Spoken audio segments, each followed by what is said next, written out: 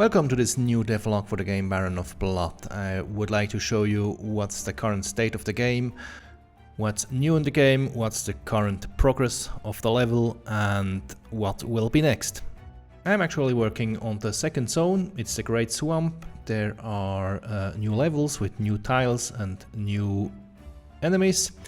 Let me say, I did not make a lot of progress in the last week. I was in vacation. I had other big projects which I have to terminate, but now I am focusing on the game and hope that in the next weeks I will create a new devlog and new content. But now I'm working as planned and will show you more new stuff very soon. So let's have a look at the new features. First of all, you can change the zones by switching at the border of the zone. So let's start the first level of the second zone. The gameplay remains more or less the same.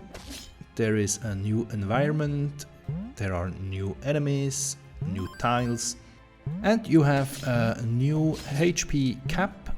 Maximum cap is 150 hit points, so this value will raise for each zone. So in the next zone, in the third zone, you will have 200 hit points.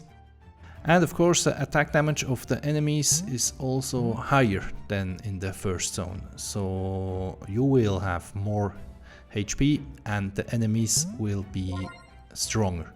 New in the game are NPCs like this one, which are talking to you. So they tell you some information, and in this case this NPC lost some files and you can collect them and you can throw them. So this is a new gameplay element which you can use to attack enemies. You can collect it, you have a counter. In the top you have a buff with a time counter. So you have a new possibility to attack enemies. It's important that you have some timing, because if it explodes too early, it won't hit anything. And it's also possible that if you don't throw it, it hits yourself and you lose HP.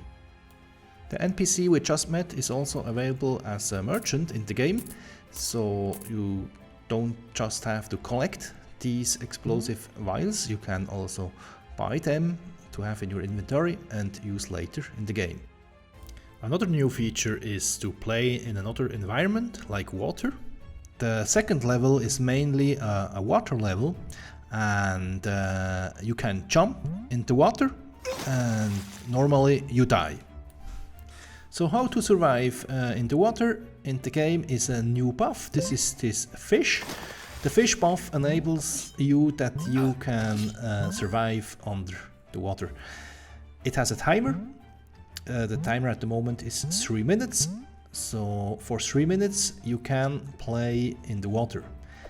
That means you have a certain time pressure. So you have to hurry underwater. Otherwise, if the timer goes to 0, you will die.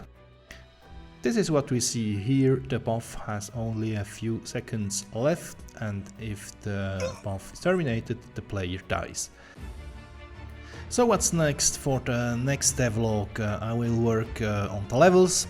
There are a lot to do to have some different levels. There will also be a new gameplay element to have some variations in the playing of the game, and I will show that in the next devlog, hopefully at the end of this month or at the beginning of October.